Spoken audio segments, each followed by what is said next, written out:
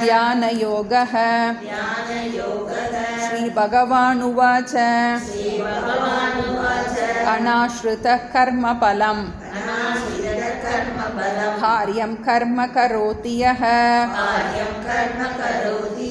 स सन्न्यासी च योगी च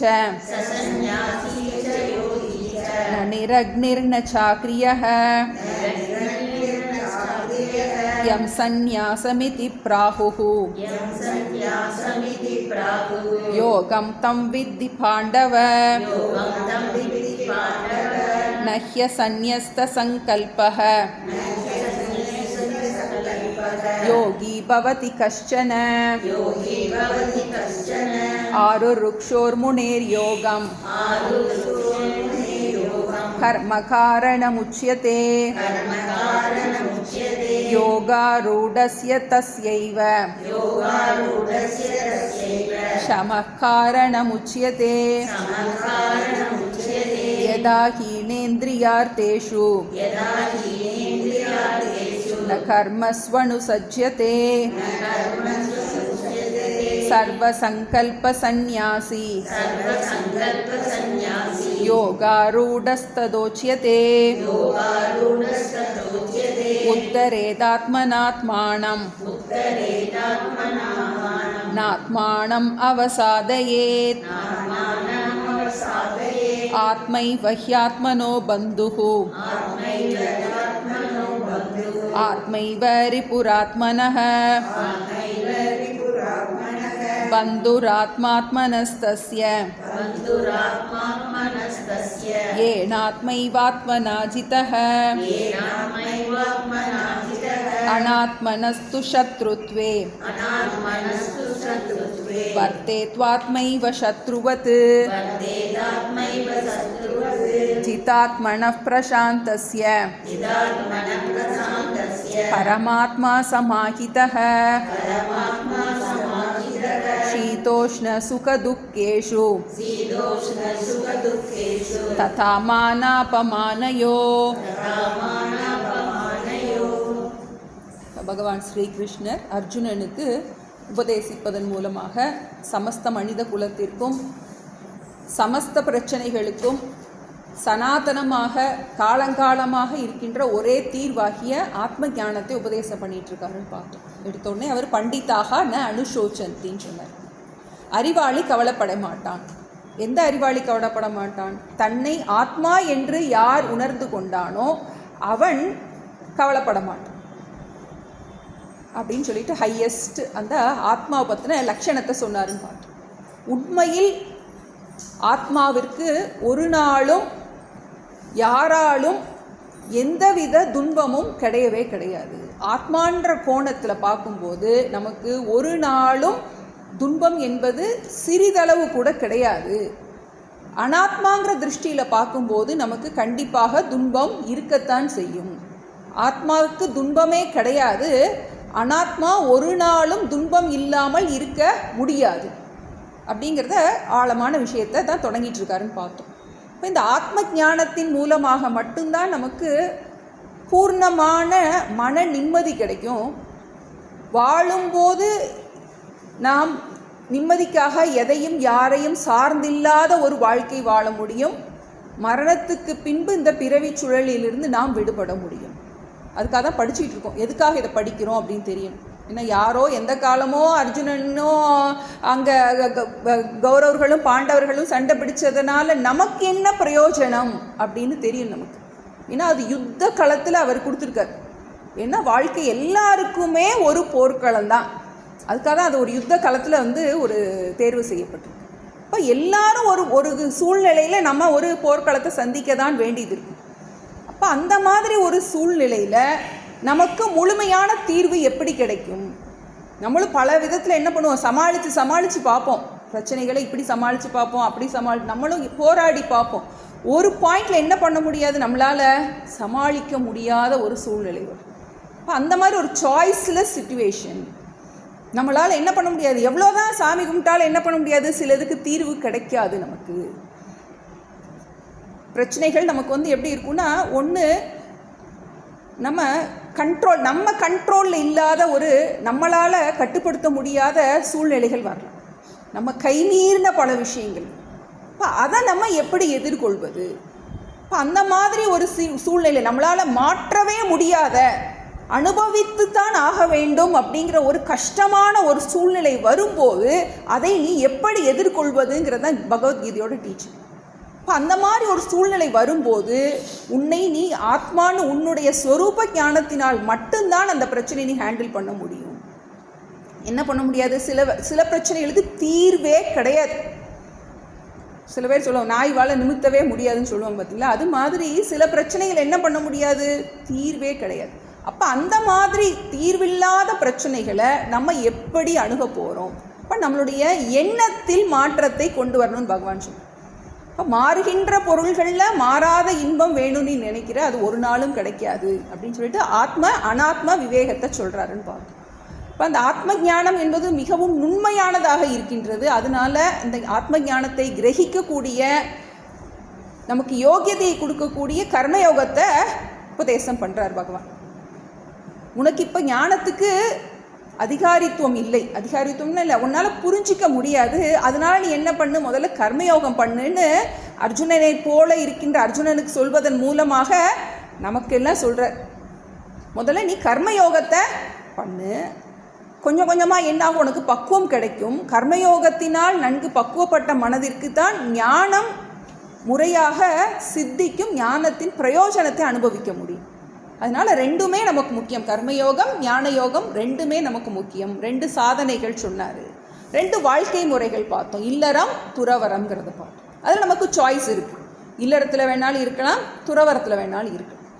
இப்போ நம்மளுடைய கடமைகளை முறையாக செய்வதன் மூலமாக எந்த ஆசிரமமாக இருந்தாலும் பரவாயில்ல, இல்லறமாக இருந்தாலும் பரவாயில்ல, துறவரமாக இருந்தாலும் பரவாயில்ல, 2 பேருக்குமே மோட்சத்தில் அதிகாரம் இருக்குது. அதை அவர் ஸ்ட்ராங்காக சொல்லிட்டார். இப்போ இன்னொன்று, இல்லறத்தில் இருக்கும் நமக்கு சௌகரியமாகவும் இருக்குது, சில ப்ளஸ்ஸும் இருக்கும், அதுலேயும் சில ப்ளஸ் இருக்கும், இதுலேயும் சில ப்ளஸ் இருக்கும். இப்போ நமக்கு பிராரப்தம் நம்மளை எந்த சூழ்நிலையில் வச்சுருக்கோம், அந்த இடத்துல நமக்கு செய்ய வேண்டிய கடமைகளை ஈஸ்வர அர்ப்பண புத்தி, ஈஸ்வர பிரசாத புத்தி, அதன் மூலமாக என்ன பண்ணுறோம், நம்ம மனதை பக்குவப்படுத்துகிறோம். அதான் பார்த்துட்ருக்கோம். 2 ஆசிரமத்துக்கும் பேதம் இல்லைன்னு சொன்னார் போன சாப்டரில், அதான் பார்த்தோம். இப்போ நம்ம அடுத்து இப்போ என்ன பார்த்துட்ருக்கோம், இப்போ ஞானம் நமக்கு ஆத்மாங்கிற சொல்கிறாரு. ஆனாலும் என்ன பண்ண மாட்டேங்குது, நம்மளால் மனசில் பதிய மாட்டேங்குது. பிரச்சனை வரும்போது கவலைப்படுறனே, பகவான் என்ன சொல்கிறாரு, உனக்கு துக்கமே இருக்காது அப்படிங்கிற. பிரம்மண்யாதாய கர்மாணி சங்கம் தியக்த்வா கரோத்தியக லிப்பியத்தே நச்ச பாப்பேன பத்மபத்ர இவ அம்பசா. எப்படி தாமரை இலையில் தண்ணி ஒட்டவே ஒட்டாதோ, அதுபோல் இந்த ஞானம் உனக்கு வந்துருச்சுன்னா துன்பம் உன்னைய டச் பண்ண முடியாது அப்படிங்கிறார் பகவான். நீ உன்னை ஆத்மான்னு நன்றாக புரிந்து கொண்டு விட்டாயானால் உனக்கு என்ன பண்ண முடியாது, துன்பம் உன்னை தொட முடியாது. எப்படி டிவி ஸ்க்ரீனில் நம்ம என்ன பார்க்குறோம், நெருப்பு வருது, அது என்ன பண்ண முடியாது, அந்த நெருப்பால் அந்த ஸ்க்ரீனை என்ன பண்ண முடியாது, தொட முடியாது. அதுபோல் இந்த ஆத்மாவை அனாத்மாவின் தர்மம் என்ன பண்ணாது, தொட முடியாது. இப்போ நமக்கு அது புரிய மாட்டேங்குது. அப்படிங்கும்போது பகவான் அதுக்கு தியான யோகத்தை சொல்கிறார். இப்போ இது நமக்கு விஷயம் புரிஞ்சிட்டா கூட புரிஞ்சிட்டா மட்டும் போதாது, இந்த விஷயம் உனக்கு ஆழ் மனதில் பதிய வேண்டும். ஏன்னா நம்ம இப்படியே யோசிச்சுருப்போம், நம்ம உடம்புன்னு நினச்சி என்ன பண்ணிட்டோம், நமக்கு உடம்புக்கு உள்ள எல்லா பிரச்சனைகளையும் ஆத்மாவாகி என் மேலே தூக்கி போட்டுட்டேன். ஏன் பிரச்சனையே இல்லாத அந்த அனாத்மாவினுடைய பிரச்சனை எல்லாத்தையும் என்ன பண்ணிட்டேன், அதை நான் நினச்சி என்ன பண்ணிட்டேன், கவலைப்பட்டுட்டே இருக்கேன். இப்போ சாஸ்திரம் என்ன சொல்லுது, பண்டிதாக ந அனுசோஞ்சது, ஞானி கவலைப்பட மாட்டான், தன்னை ஆத்மானு புரிந்து கொண்ட ஞானி கவலைப்பட மாட்டான். அப்படின்னா நமக்கு இன்னும் கவலை இருக்குது அப்படின்னா என்ன அர்த்தம், நம்ம அனாத்மாவே நினச்சிக்கிட்டு இருக்கோம். நான் என்ன உடம்பாகவும் மனசாகவும் அம்மாவாகவும் மனைவியாகவும் இந்த மாதிரி எல்லா உறவுகளோடையும் சேர்த்துட்டு என்ன பண்ணிகிட்டு இருக்கேன், நான் கவலைப்பட்டுட்டு இருக்கேன். அப்போ அடுத்து இதுக்கு என்ன பண்ணணும், விஷயம் புரிஞ்சதுக்கப்புறம் என்ன பண்ணுறது அப்படின்னா, இது உனக்கு ஆழ் மனசில் பதிகிறதுக்கு இதை நீ ஆத்ம தியானம் பண்ணணும் அப்படிங்கிறத சொல்லிகிட்டு இருக்க. 6வது அத்தியாகம் தியானத்துக்குன்னே உரியதாக இருக்குது. இதில் பண்ணுற தியானம் எப்படிப்பட்ட தியானம் அப்படின்னா, இந்த ராவணன் அவங்கெல்லாம் அசுரர்கள்லாம் பண்ணாங்கல்ல, அந்த மாதிரியான தியானம் இங்கே சொல்லப்படவில்லை. ஒரு ஒரு காமியமான ஒரு சித்திக்காகவோ அந்த மாதிரி வேற ஒரு அனுபவத்துக்காகவோ இந்த தியானம் சொல்லப்படவில்லை. இப்போ இந்த தியானம் எதுக்கு பண்ணுறோம் அப்படின்னா, நம்ம படித்த விஷயத்தை நன்றாக ஆழ் மனசில் பதிய வைக்கிறதுக்காக இந்த தியானம் பண்ணுறோம். நமக்கு இந்த ஒரு டெக்ஸ்ட் தான் புதுசாக படித்தவங்களுக்கு இதில் என்ன தியானம் பண்ணுறதுக்கு இருக்காது. முதல்ல நான் சாமிகிட்ட போனேன், சாமி நிதித்தியாசனம் பண்ணணும் சாமி அப்படின்னு கேட்டேன். சாமி சொன்னாங்க அப்படின்னா அதுக்கு நிறைய படிக்கணுமா அப்படின்னாங்க. அப்போ நமக்கு எப்படி ஒரு ஒரு மாரியம்மனை பற்றி தியானம் பண்ணணும் அப்படின்னா அந்த உருவம் எல்லாம் நமக்கு தெரிஞ்சால் தான் என்ன பண்ண முடியும், நம்மளால் தியானம் பண்ண முடியும். இப்போ அதுபோல் இப்போ நமக்கு ஆத்ம தியானம் பண்ண போகிறோம் அப்படின்னா ஆத்மாவுடைய லட்சணங்கள் எல்லாம் நமக்கு தெரியணும். பல நூல்களில் பல விதமாக சொல்லப்பட்டிருக்கும். அதெல்லாம் நம்ம என்ன பண்ணணும், நம்ம ஆழ் மனசுக்கு கொண்டு போகிறதுக்கு உரிய தியானத்தை தான் இங்கே சொல்கிறேன். இப்போ நமக்கு இதில் முதல்ல எடுத்த உடனே தியானத்துக்குரிய அந்தரங்க சாதனம் பகிரங்க சாதனம் சொன்னேன். பகிரங்க சாதனம் ஜென்ரல் ரூல்ஸ். நம்ம தியானம் பண்ணணும்னா நம்மளோட லைஃப் ஸ்டைல் முதல்ல எப்படி இருக்கணும். நம்ம ஏற்கனவே பார்த்தோம், நீ 4 மணி நேரம் தியானம் பண்ணணும்னா 23.25 மணி நேரம் என்னவாக இருக்கணும், வாழ்க்கை நன்றாக இருக்கும். ஏன்னா ஒரு போராட்டத்தோடு இருக்கும் அப்படின்னா என்னாகும், நம்ம பலவிதமான பதிவுகள் நம்ம மைண்டில் உட்காந்துருக்கும், சண்டை பிடிச்சிருக்கோம், ஏதோ ஒரு ஆர்கியூமெண்ட் வீட்டில் இருக்குது அப்படின்னா என்ன ஆயிரும், மனசில் அதுதான் பதிஞ்சிருக்கும். தியானம் பண்ண உட்கார்ந்தோன்னே என்னாகும், ஆழ் மனசுலேருந்து அதுதான் வெளியே வர தொடங்கும். அப்புறம் அதனால முதல்ல எடுத்தோடனே பகவான் முதல் 2 ஸ்லோகத்தில் என்ன சொல்லியிருக்காரு இந்த அத்தியாயத்தில், கர்மயோக வாழ்க்கை நீ வாழ வேண்டும் சொல்ல. கர்மயோகம்னாலே என்னது, தர்மமான வாழ்க்கை, எதையும் எதிர்பாராத வாழ்க்கை, விருப்பு வெறுப்புகளற்ற வாழ்க்கை. என்ன நடக்குதோ அதை இறைவனுடைய பிரசாதமாக ஒரு ஏற்றுக்கொள்ளும் மனப்பான்மை. கர்மயோகம்னாலே என்னது, ஒரு அக்செப்டன்ஸ். நான் ஐ டூ மை டியூட்டி. ஈஸ்வர அர்ப்பண புத்தி, ஈஸ்வர பிரசாத புத்தி. ஈஸ்வர பிரசாத புத்தின்னா என்னது, அக்செப்டன்ஸ். நம்ம ஒரு நோக்கத்தில் பேசியிருப்போம், தப்பாக இன்டர்பிரேட் கூட பண்ணிடுவாங்க, அதனால நமக்கு என்ன ஆகும், மன வலிக்கலாம் நமக்கு. இப்போ இது என்ன பண்ணுறோம், நம்ம இதை எல்லாத்தையும் ஈஸ்வர அர்ப்பண புத்தியாக நம்ம எடுத்து கொஞ்சம் பழகும். இப்போ முதல்ல நமக்கு தேவை, தியானம் பண்ணணும் அப்படின்னா முதல்ல கண்டிப்பாக நமக்கு விருப்பு வெறுப்புகள் குறையணும். இப்போ கர்மயோக வாழ்க்கை முறை ரொம்ப முக்கியம் அப்படிங்கிறத தான் முதல் 2 ஸ்லோகத்தில் சொன்னாருன்னு பார்ப்போம். அடுத்து என்ன சொன்னார் அப்படின்னா, நமக்கு எவ்வளோ நாளைக்கு இந்த கர்மயோகம் பண்ணிக்கிட்டே இருக்கிறதுன்னு ஒரு கேள்வி வரணும். இப்போ உன்னுடைய மனப்பக்குவம் அடையும் வரை நீ கர்மயோகத்தில் தான் இருக்கணும். கர்மயோகம் பண்ணி நீ பிறருக்கு உபகாரமாக சர்வீஸ் பண்ணி இப்படி என்ன பண்ணுற, நீ உன்னுடைய மனத்தை பக்குவப்படுத்துகிற. ஆனால் இதனால் உனக்கு மோட்சம் கிடையாது. அப்போ என்ன பண்ணுறோம், நம்ம கர்மயோகம் பண்ணி மனப்பக்குவம் அடைஞ்சிட்டோம் அப்படின்னா என்னாகும், நமக்கு ஞான யோகத்துக்கு வந்துடும். முறையாக ஒரு குரு கிட்ட போய் நான் யார் விசாரத்தை என்ன பண்ணுறோம், உண்மையிலேயே நான் ஏன் கஷ்டப்படுறேன், இப்போ கஷ்டத்துக்கு தீர்வு எங்கே இருக்குது. ஏன்னா முழுமையான தீர்வு நமக்கு கர்மயோகத்தினால கொடுக்க முடியாது. எவ்வளோதான் கர்மயோகமாக நம்ம வாழ்க்கை வாழ்ந்தாலும் நமக்கு மனசில் ஒரு முழுமையான நிறைவு கொடுக்கவே முடியாது கர்மயோகத்தில். அதுக்காக என்ன பண்ணுறோம், நமக்கு முறையாக 6 ருக்ஷோர் முனேர் யோகம் கர்ம காரணம் உச்சியத்தே யோகாரூடசிய தஸ்யைவ சம காரணம் உச்சியத்தே. மனதை பக்குவப்படுத்த விரும்புபவனுக்கு கர்மயோகம் சாதனமாகின்றது, மனதை பக்குவப்படுத்தியவனுக்கு கர்மத்தை விடுவது சாதனமாகின்றது. ஏன்னா நீ தர்மமான வாழ்க்கை வாழ்ந்துட்டு இருப்ப, நிறைய தர்ம சங்கடங்கள் வரும் உனக்கு. இப்போ என்ன ஹேண்டில் பண்ண முடியாது நம்மளால். இப்போ அந்த மாதிரி அது தர்ம சங்கடம். அர்ஜுனனுக்கு வந்தது என்ன, தர்ம சங்கடம் தான் வந்து. 2 பக்கமும் தர்மம் இருக்கு அவனுக்கு. இங்கிட்டு ஆச்சாரியரையும் குருவையும் கொல்லக்கூடாதுங்கிறது அவனுக்கு ஒரு தர்மமாக இருக்குது. இப்போ அதர்மத்தை எதிர்த்து போர் புரியணுங்கிறது என்ன இருக்குது, அவனுக்கு அது ஒரு தர்மமாக இருக்குது. இப்போ 2 பக்கமும் தர்மம் இருக்குது. அப்போ எதை ஃபாலோ பண்ணுறது, அது மாதிரியான சூழ்நிலைகள் தர்மத்துக்கு ஒரு பாயிண்டில் வரும். அந்த மாதிரி சமயத்தில் என்ன பண்ணுறோம், நம்ம கர்மயோகத்திலிருந்து ஞான யோகத்துக்கு ஒருவன். அப்போ தான் நிறைய கேள்விலாம் வரும், நம்ம தர்மமாக தானே இருக்கோம், ஏன் இந்த மாதிரி எல்லாம் பிரச்சனைகள் வருது, இந்த போராட்டம் என்றைக்கு தான் ஓயும், இப்படியே போயிட்டே இருக்கே அப்படின்னு ஒரு கேள்வி வர தொடங்கும். ஏன்னா நீ தர்மமான வாழ்க்கை வாழும்போது உனக்கு இந்த லோகத்தில் மெட்டீரியலிஸ்டிக்காக நீ ஒரு தோல்வி அடைஞ்சிருக்கலாம் வாழ்க்கையில். ஆனால் உன்னுடைய சின்சியர் உன்னுடைய நேர்மையான முயற்சி புண்ணியமாக மாறி என்ன ஆகுனா உனக்கு சில கேள்விகள் வர தொடங்கும்.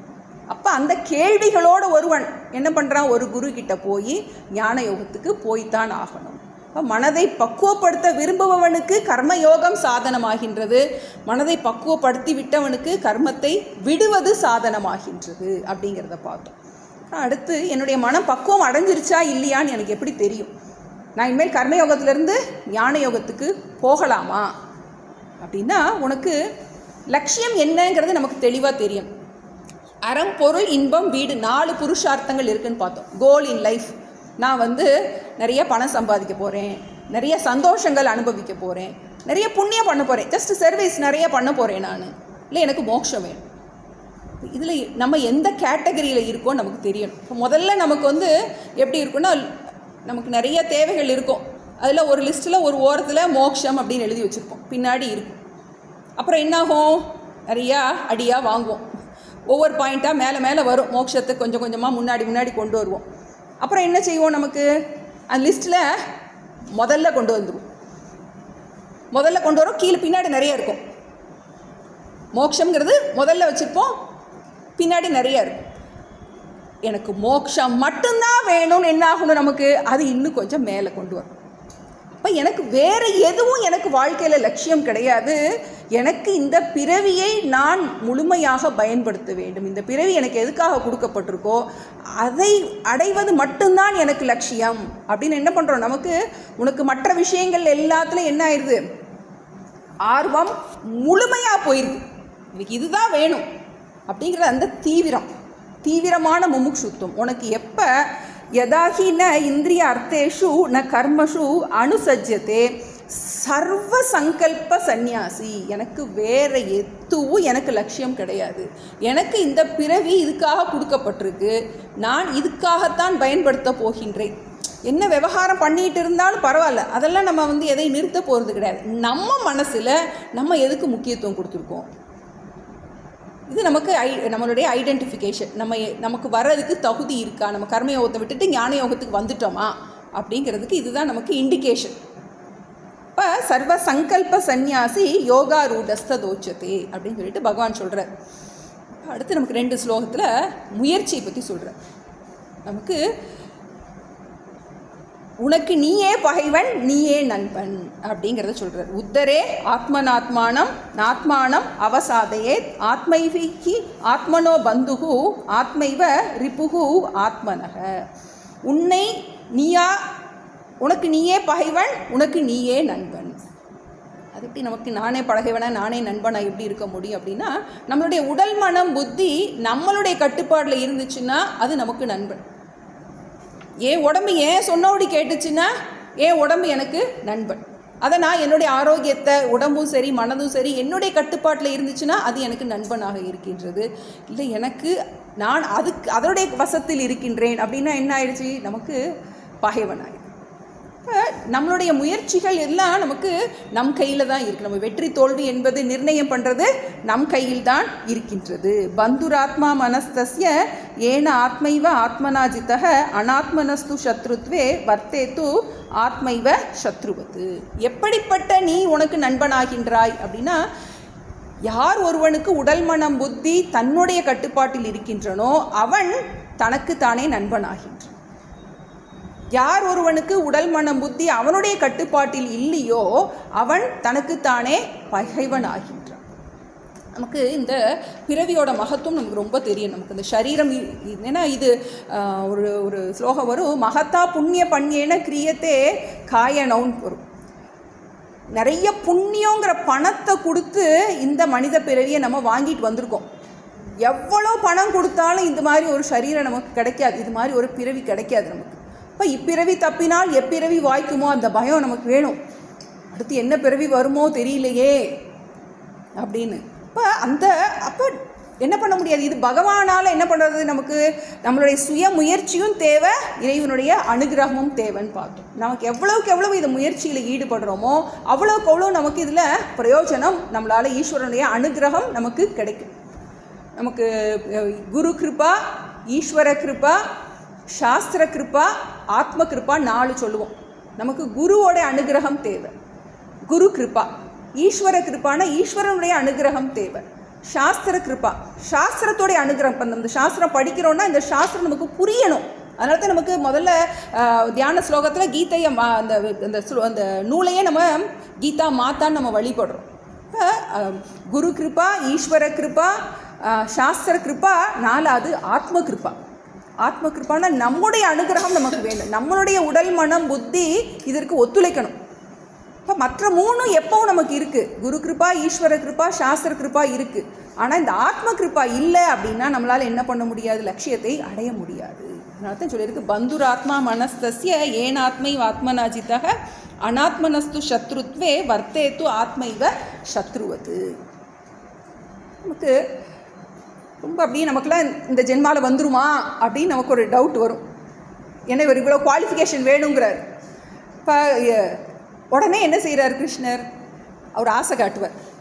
உனக்கு இது பண்ணினா உனக்கு என்னெல்லாம் கிடைக்கும், உனக்கு ஒரு உற்சாகப்படுத்துறது. ஏன்னா நமக்கு ஒரே இதை பண்ணு அதை பண்ணுன்னு நம்ம சின்ன ஸ்டூடெண்ட்ஸ் பிள்ளைகள்லாம் சொல்லுவோம், நம்ம இதை படிச்சிட்டின்னா உனக்கு இந்த காலேஜுக்கு போயிடலாம், இப்படி போயிடலாம், அப்படி போயிடலாம். என்ன பண்ணுறோம், சொல்லி சொல்லி இது பண்ணுற மாதிரி ஒரு சாதனைகளை சொல்லுவார். நம்ம கொஞ்சம் ஓஞ்சி போய் ஐயோ எனக்கு இது வருமா அப்படின்னு நமக்கு டல்லாக இருக்கும்போது உடனே என்ன பண்ணிடுவார், பிரயோஜனத்தை சொல்லிடுவார்.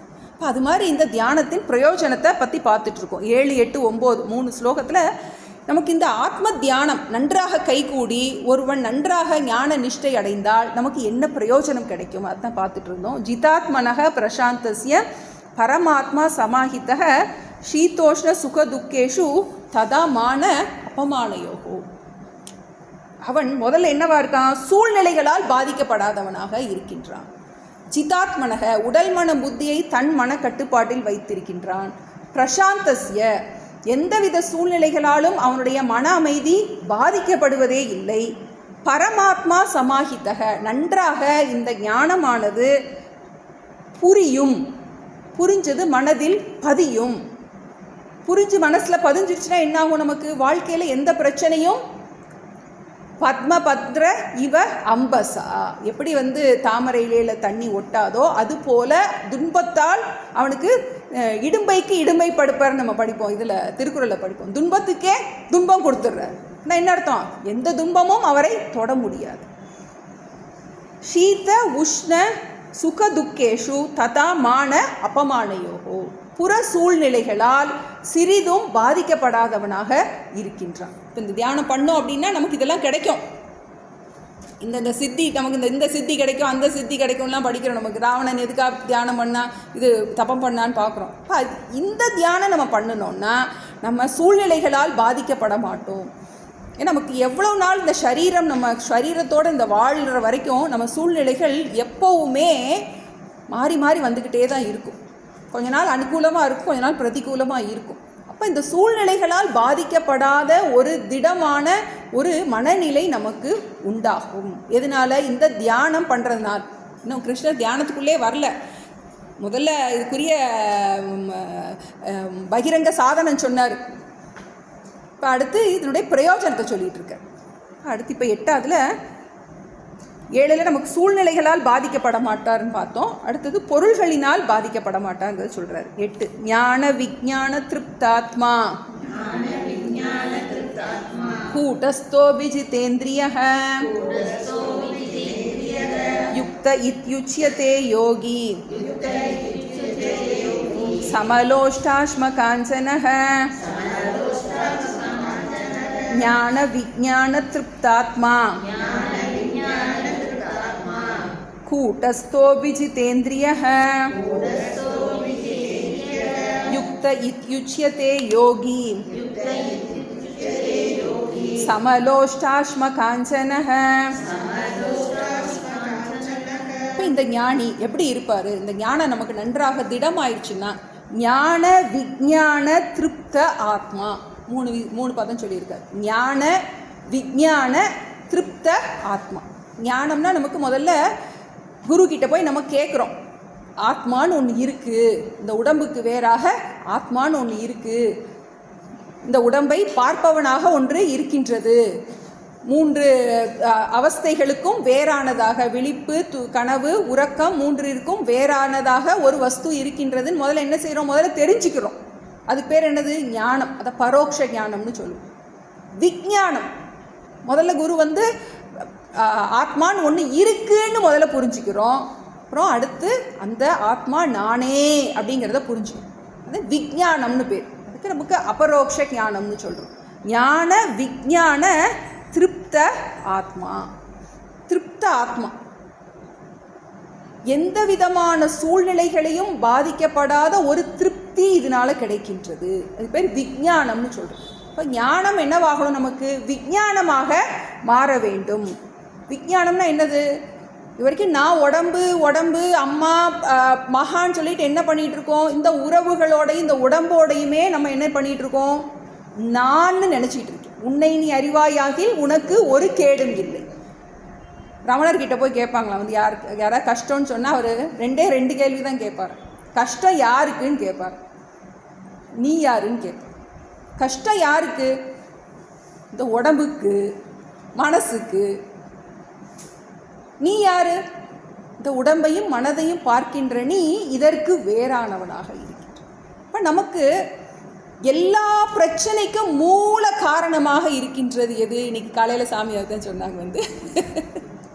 எல்லாத்துக்கும் காரணம் என்ன? நீ ஆரம்பத்திலே ஒரு அவர் என்ன சொன்னார்? மூலம் குழம்பி விட்டது அப்படின்னாரு. மூலம் குழம்பி விட்டது. நான் நீ சொல்கிற இல்லையா, அந்த நான் சொல்கிற அந்த மூலமே குழம்பி விட்டது. அதனால உன்னுடைய மூளை குழம்பி விட்டதுன்னு காலையில். இப்போ அந்த அஜ்ஞானம்தான் எல்லா பிரச்சனைக்கும் காரணமாக இருக்கின்றது. என்ன அஜ்ஞானம்? நான் என்னை உடம்பா நினச்சிருந்தேன். நான் என்னை உடம்பா நினச்சிட்டு, என்னை மனசா நினச்சிட்டு, அதன் காரணமாக என்ன பண்ணுறேன்? கஷ்டப்பட்டு இருக்கேன். விஞ்ஞான ஆத்மானா என்ன? இந்த நானை தூக்கி என்ன பண்ணுறோம்? ஆத்மாவில் தூக்கி வச்சிடும். இந்த உடம்பை நான் நினச்சிக்கிட்டு இருக்கேன். இப்போ என்ன பண்ணுறோம்? நம்ம ப்ராக்டிஸ் பண்ணி என்ன பண்ணணும்? இந்த தியானம் பண்ணி, ஆத்ம தியானம் பண்ணி என்ன பண்ணுறோம்? இந்த உடம்பே நான் நினச்சிக்கிட்டு இருந்தேன். நான் இப்போ என்ன பண்ண போகிறேன்? நான் இந்த உடம்புக்கு வேறானவன். இந்த உடம்புக்கு வேறான ஆத்ம தத்துவம்.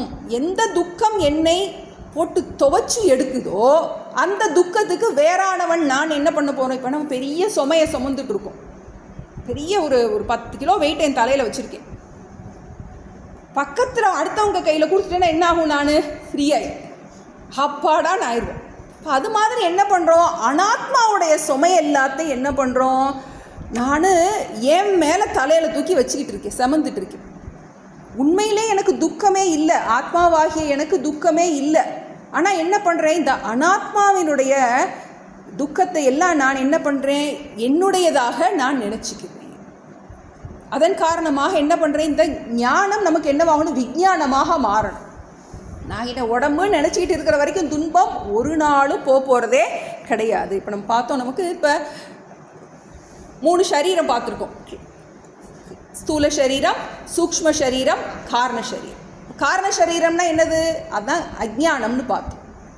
மூல காரணம், எல்லாத்துக்கும் மூல காரணம். என்ன காரணம்? நான் என்னை உடம்புன்னு நினச்சிக்கிறேன், என்னை ஜீவன்னு நினச்சிக்கிறேன். அதுதான் மூல காரணமாக இருக்கின்றது. அதன் காரணமாக நான் என்ன செய்கிறேன்? நம்ம 2 சரீரம் பார்த்துருக்கோம், ஸ்தூல சரீரம், சூக்ஷ்ம சரீரம். நான் என்னை ஜீவன்னு நினச்சிக்கிட்டதன் மூலமாக, தவறாக நினைத்து கொள்வதன் மூலமாக இந்த ஸ்தூல சரீரத்திலையும் சூக்ஷ்ம சரீரத்திலையும் இருக்கின்ற எல்லா வியாதிகளையும் நான் என்னுடையதுன்னு நினச்சிக்கிறேன். உண்மையிலேயே ஆத்மாவாகிய எனக்கு எந்த விதமான குறையுமே கிடையாது. ஆனால் இந்த ஸ்தூல சரீரம் பார்த்தா நமக்கு இந்த உடம்பு, சூக்ஷ்ம சரீரம், இந்த மனது, புத்தி, பிராணன் பார்த்துருக்கோம். இவைகள் எல்லாம் எப்போவுமே நோய்வாய்ப்பட்டது தான், குறையுடையது தான். என்னுடைய சரீரத்தில், என்னுடைய ஸ்தூல சூக்ஷ்ம சரீரத்துலேயும் குறை இருக்கும், மற்றவருடைய ஸ்தூல சூக்ஷ்ம சரீரத்துலேயும் குறை இருக்கும். ஆனால் நான் என்ன பண்ணிடுறேன்? நான் என்ன ஜீவன்னு நினச்சிக்கிட்டதன் மூலமாக எல்லா துக்கத்தையும் என்னுடையதாக தவறாக எடுத்துக்கிறேன். இப்போ ஞான விஞ்ஞான திருப்த ஆத்மா என்ன பண்ணுறோம்? இந்த நான் அனாத்மாவில் இருக்கின்ற அந்த நான்கிற அபிமானத்தை எடுத்து ஆத்மாவில் கொண்டு போய் வைக்கிறோம். இப்போ உண்மையில் எனக்கு கொஞ்சம் கூட ஆத்மாவாகிய எனக்கு எந்த விதமான துன்பமும் இல்லை. துன்பத்தை பார்க்கின்ற நான் துன்பத்திற்கு வேறானவன், துன்பத்தை அனுபவிக்கின்ற நான் துன்பத்திற்கு வேறானவன். அனுபவம், அனுபவிக்கப்படும் பொருள், அனுபவிப்பவன். மூன்றும் என்ன இருக்கு? அனுபவிப்பவன், அனுபவிக்கப்படும் பொருள். இப்போ இந்த துன்பத்திற்கு வேறானவனாக நான் இருக்கின்றேன். இந்த ஞானம் இதன் காரணமாக திருப்தியோடு இருக்கான். சூழ்நிலைகள் எதுவாக இருந்தாலும் அதனால் அவனுடைய ஞானம் என்ன செய்யறதுல நழுவுவதே இல்லை. அதான் கூட்டஸ்தகன்னு ஒரு பதம் சொல்லியிருக்கார். கூட்டஸ்தன்னா என்னது? எப்படி அந்த கொல்லன் பற்றையில் நமக்கு கையில் நிலத்தில் இதே வார்த்தை இப்போ வந்துட்டு இருக்கு. நம்ம கூட்டஸ்தன்னா அந்த கொல்லன் பற்றையில் அந்த நடுவில் இருக்கிற அந்த கட்டை, அதை வச்சு தான் என்ன பண்ணுறாங்க, அதில் இருக்க ஒடுக்கல எல்லாத்துலேயும் அந்த இதெல்லாம் நெரிசல்லாம் எடுக்கிறாங்க. அது என்னவா இருக்கும்? ஆடாமல் இருக்கணும். அதுபோல் இந்த ஞானி எப்படி இருக்கான்? எந்த சூழ்நிலைகள் வந்தாலும் அசஞ்சே கொடுக்கறது இல்லை. பார்க்குறோம், நமக்கு விவேகானந்தர் ராக்கு பார்க்குறோம். அவ்வளோ என்ன பண்ணுது, நமக்கு அடிக்குது. ஆனால் அந்த பாறை எப்படி இருக்குது? அசையாததாக இருக்கின்றது. எந்த இதுக்கும் என்ன அசைஞ்சு கொடுக்க மாட்டேங்குது. அதான் கூட்டஸ்தக. இப்போ ஆத்மாவாகிய எனக்கு எந்தவித துக்கமும் என்ன பண்ண முடியாது, என்னை ஒன்றும் அசைஞ்சு கொடுக்க முடியாது. எதனால? அந்த விஞ்ஞானம். ஞானம் என்னவாயிருச்சு? விஞ்ஞானம் ஆயிடுச்சு. இதில் ஆத்மா இருக்கின்றதுன்னு சொல்லிட்டு இருந்தோம். இப்போ அந்த ஆத்மா நானே அப்படின்னு நன்றாக புரிந்து கொள்வதன் மூலமாக கூட்டஸ்தக விஜித்தேந்திரியக. விஜித்த இந்திரியகன நன்றாக உடல் மன புத்தியை தன்னுடைய வசப்படுத்தியவன். அவன் எப்படி இருக்கான்? யுக்தக இத்யுச்சியத்தே யோகி சமலோஷ்ட அஸ்ம காஞ்சனக. ஞானியுடைய இன்னொரு குணத்தை சொல்கிறார். அவன் யுக்தக, யுக்தகன நன்றாக ஞான நிஷ்டை உடையவனாக இருக்கின்றான். என்ன ஞானம்? நான் ஆத்மா. என்ன எதனால? இந்த தியானம், இந்த பண்ண போகிற தியானம், தியானத்தை பற்றி சொல்ல போகிறார். இந்த தியானத்தை நீ முறையாக நீ பண்ணுன அப்படின்னா எப்படி இருப்ப? உனக்கு அந்த ஞானம் விஞ்ஞானமாக மாறும். அதனால் நீ முழு திருப்தி அடைந்தவனாக இருப்பாய். நீ கூட்டஸ்தனாக எந்த சூழ்நிலைகளாலும் எந்த காலத்திலும் நீ பாதிக்கப்படாதவனாக இருப்பாய். விஜித்தேந்திரியக, உன்னுடைய உடல் மனம் புத்தி உன்னுடைய கட்டுப்பாட்டில் இருக்கும். சம லோஷ்ட அஸ்ம காஞ்சனக. லோஷ்டம்னா மண், அஸ்மம்னா கல், காஞ்சனம்னா தங்கம். விலை மதிப்பான பொருள், விலை மதிப்பில்லாத பொருள் ரெண்டுக்குமே உனக்கு ஒரு சம புத்தி இருக்கும். இந்த ஞானத்தினால பிரம்மார்ப்பணம் பிரம்மஹவி படித்தோம். அந்த ஞானம் நமக்கு என்ன கொடுக்க போகுது அப்படின்னா, எல்லாம் பிரம்மமே அப்படிங்கிற அந்த ஞானத்தின் காரணமாக உனக்கு சூழ்நிலைகளை எப்படி நீ சமபுத்தி இருந்துச்சோ அதுபோல் பொருள்களிலும் உனக்கு சமபுத்தி இருக்கும். ஏன்னா உனக்கு அந்த ஞானம் நல்ல திடம் ஆயிடுச்சு அப்படின்னா, அனாத்மா வஸ்துக்களில் தங்கமும் அனாத்மா தான், கல்லும் அனாத்மா தான். அதனால ரெண்டும் இதில் திருநாவுக்கரசர் சொல்லுவார், ஓடும் பொண்ணும் ஒக்கவே அப்படின்னு. ஓடும் பொண்ணும் ஒக்கவே, ரெண்டுக்கும் என்னது வித்தியாசம் கிடையாது. அப்படிப்பட்ட ஒரு சம புத்தி உண்டாகின்றது. முதல்ல சூழ்நிலைகளில் சமத்துவம்னு பார்த்தோம். இப்போ இது பொருள்களில் சமத்துவம். எதையுமே நமக்கு என்ன பண்ண மாட்டோம், பெருசாக மதிப்பு எதுக்குமே கிடையாது. பொண்ணுக்கும் மண்ணுக்கும் ஒரே மதிப்பு தான். யாருக்கு? இந்த ஞானிக்கு. உண்மையில் அனைத்தும் அனாத்மாவினுடைய தர்மத்தை பிரித்து பார்க்க தெரிஞ்ச அந்த ஞானிக்கு எதுவும் உலகமே மதிப்பற்ற ஒரு பொருளாக ஆகிவிடுகின்றது. இப்போ ரெண்டு விஷயம் சொல்லிட்டாரு. சூழ்நிலைகளால் பாதிப்பு கிடையாது, பொருள்களால் பாதிப்பு கிடையாது. மூன்றாவது இப்போ சொல்ல போகிறாரு, மனிதர்களால் பாதிக்கப்படுவதில்லை. ரொம்ப முக்கியமானது 9. சுஹ்ருன் மித்ரார்யுதாசீன மத்யஸ்தத்வேஷ்ய பந்துஷு சாதுஷ்வபி ச பாபேஷு சமபுத்திர்விசிஷ்யதே. சுஹ்ருன் மித்ரார்யுதாசீன மத்யஸ்தத்வேஷ்ய பந்துஷு சாதுஷ்வபி ச பாபேஷு சமபுத்திர் விசிஷ்யதே. இப்போ இந்த ஞானத்தை கிடைக்கிறதுனால நமக்கு என்ன பிரயோஜனம்? மூன்றாவது முக்கியமான பிரயோஜனம், உன்னை சுற்றி பலவிதமான மனிதர்கள் இருப்பாங்க. 9 விதமான மனிதர்களை சொல்கிறார். நவகிரகமாக நம்ம வீட்டில் பார்க்குற எல்லாம் நவகிரகமாக இருக்கும். ஒன்று ஒவ்வொரு இன்னும் இந்த பக்கம் ஒன்று இழுக்கும், அந்த பக்கம் ஒன்று இழுக்கும். அந்த மாதிரி நம்மை சுற்றி 9 விதமான மனிதர்கள் இருக்கின்றார்கள் பகவான் சொல்கிறார். இப்போ இல்லை, எப்போவுமே இந்த மாதிரி இருந்திருக்காங்க. இப்போ 9 விதம்: சுஹ்ருத், மித்ரக, அரி, உதாசீன, மத்தியஸ்த, துவேஷ்ய, பந்து, சாது, பாபி. 9 விதமான மனிதர்கள். ஒன்றொன்னே பார்ப்போம். நம்ம சுஹ்ருத்து, சுஹ்ருத்துனா நமக்கு ஒரு வெல்விஷர், நமக்கு கிட்ட ஏதாவது எதிர்பார்க்காம நல்லது செய்கிறவங்க. இந்த மாதிரிலாம் நிறைய புண்ணியம் இருந்தால் தான் இந்த மாதிரிலாம் நமக்கு நிறைய சுஹ்ருத்தெல்லாம் கிடைக்கணும். நமக்கு நிறைய புண்ணியம் வேணும். நம்மக்கிட்ட பலன் எதிர்பார்க்காம நமக்கு உதவி செய்யக்கூடியவர்களுக்கு பேர் சுஹ்ருத். மித்ரன், மித்ரன்னா ஃப்ரெண்டு, பலன் எதிர்பார்த்து செய்கிறது. நம்ம ஒன்று செஞ்சோம்னா அவங்க ஒன்று செய்வாங்க. நம்ம இவ்வளோ கொடுத்தோம்னா அவங்க அவ்வளோ கொடுப்பாங்க. சுஹ்ருத் நமக்கு எதிர்பாராமல் செய்கிறவங்க, நம்மளுடைய வெல்விஷர். மித்ரன்னா ஒரு நண்பன். அரி, அரினா பகைவன், நமக்கு எதிரி. உதாசீனக, உதாசீனகன்னா நம்ம பெரிதாக பொருட்படுத்தாதவங்க இருப்பாங்க. நம்ம கட்டுக்காமல் இருப்பாங்க. நம்ம தெருவில் இருப்போம், போதில் வரும்போது சும்மா ஜஸ்ட் ஸ்மைல் பண்ணிட்டு போவோம். அந்த மாதிரி ஒரு மனிதர்கள்.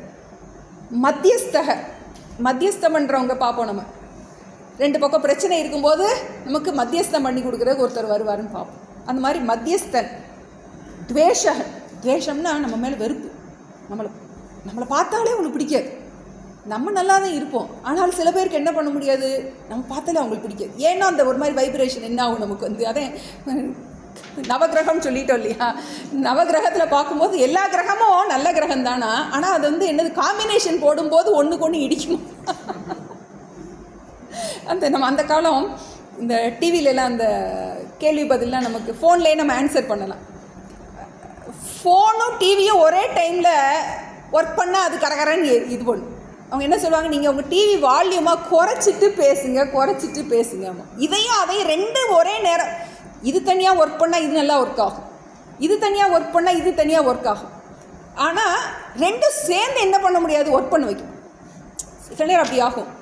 2 people they will be very good differently. 2 பேர் தனித்தனியாக நல்லா இருப்பாங்க, ஆனால் 2 நல்லவர்கள் சேர்ந்து வேலை பார்க்கும்போது இடிக்கும். அது என்ன, அதெல்லாம் நமக்கு அந்த கிரக கூட்டணி மாதிரி நமக்கு ஒன்று ஒரு விதத்தில் இருக்கும். அப்போ துவேஷக, பந்துக்கள்னால் நம்மளுடைய உறவினர்கள். சாது, சாதுன்னா நல்லவர்கள், சான்றோர்கள், தர்மவான். பாபின்னா அதர்ம காரியம் பண்ணுறவங்க. இந்த மாதிரி 9 விதமான மனிதர்கள். இன்னொருக்க பார்த்துருவோம். சுஹ்ருத்துனா பிறருக்கு எதிர்பார்க்காமல் உதவி செய்பவன். மித்ரன்னா நண்பன். அரினா நம்மளுடைய எதிரி, கொலை கூட செய்யக்கூடிய அளவுக்கு நமக்கு ஒரு எதிரி. உதாசீனன்னா பெரிதாக நம்மை பொருட்படுத்தாதவன். மத்தியஸ்தம் பண்ணுறவர். துவேஷம்னா நம்மை வெறுப்பவர்கள். பந்து, உறவினர். சாதுகு, தர்மமாக வாழ்பவன். பாபி, அதர்மமாக இருப்பவர்கள். இந்த மாதிரி 9 விதமான மனிதர்கள்ட்ட எப்படி இருக்காரு, சமபுத்திகி விசிஷ்யத்தே. இந்த ஞானம் வந்துட்டா இந்த 9 விதமான மனிதர்களையும் நீ சமமாக பாதிப்பார். ஏற்கனவே நம்ம போன அத்தியாயத்தில் ஒன்று பார்த்தோம். என்ன பார்த்தோம்? வித்யா வினய சம்பன்னே 18வது. ஞானி எப்படி இருப்பாருங்கிறது. வித்யா வினய சம்பன்னே பிராமணே கவிஹஸ்தினி சுனிச்சைவ ஸ்வபாகேச்ச பண்டிதாக சமதர்ஷினக. ஞானம் வந்துட்டா உன்னை எப்பவும் சமமாக பார்ப்பாய் அப்படிங்கிறத பார்த்தோம். படித்தவன், படிக்காதவன், நாயை சமைச்சு சாப்பிடுபவன், பசுமாடு, இவைகள் எல்லார்ட்டையும் சமபுத்தி இருக்குது. யார்கிட்டையும் ஏற்றத்தாழ்வு பார்க்காத மனநிலை இருக்குன்னு பார்த்தோம். அதே மாதிரி தான் இங்கே மனிதர்களை சொல்லியிருக்கார். 9 விதமான மனிதர்களிடமும் சமபுத்தி. இது நமக்கு ரொம்ப கஷ்டம். இது எப்படி சாத்தியமாகும் நமக்கு? நமக்கு இது நம்ம கொஞ்சம் ஆழமாக தப்பாக புரிஞ்சிக்கூடாது. அதுக்காக நம்ம கண்டிப்பாக இந்த 9 வகையான மனிதர்கள் எல்லாரோட வாழ்க்கையிலும் இருப்பாங்க. பார்க்குறோம். கிருஷ்ணரை பார்க்குறோம், சிசுபாலன் அந்த திட்டு அவரை போற்றி வணங்குறவர்களும் இருக்கு. பகவானுக்கே அப்படி. அப்படின்னா நம்மளாம் எந்த நோ சான்ஸ். பக்கத்து நம்ம வீட்டுக்கு அடுத்த வீட்டுக்காரங்க கூட கண்டிப்பாக ஏதாவது பிரச்சனை வரும். பார்க்கலாம், நம்ம தெருவில் எதிர்த்த வீட்டுக்காரங்க கண்டிப்பாக வரும் ப்ராக்டிக்கலாக. இப்போ அந்த மாதிரி சமயத்தில் நம்ம அதை எப்படி ஹேண்டில் பண்ண போகிறோம்? ஒரு வீட்டில் நமக்கு ஒரு அந்த காலமாக 9-10 பிள்ளைங்கள்லாம் இருக்கும். ஒரு தாய் எப்படி இருப்பா, அவளுக்கு நல்லா தெரியும் எல்லாம் ஒரு ஆளாளுக்கு ஒரு குணாதிசயத்தில் தான் இருப்பாங்க. ஆனால் ஒரு சமமான அன்பு என்ன கொடுக்க முடியும்? அந்த தாயினால் கொடுக்க முடியும். அதுபோல் ஞானி தன்னை ஆத்மானு உணர்ந்துறதுனால எல்லாரையும் அவர் ஆத்மாவாகவே பார்க்கின்றார். சர்வாத்ம பாவம்.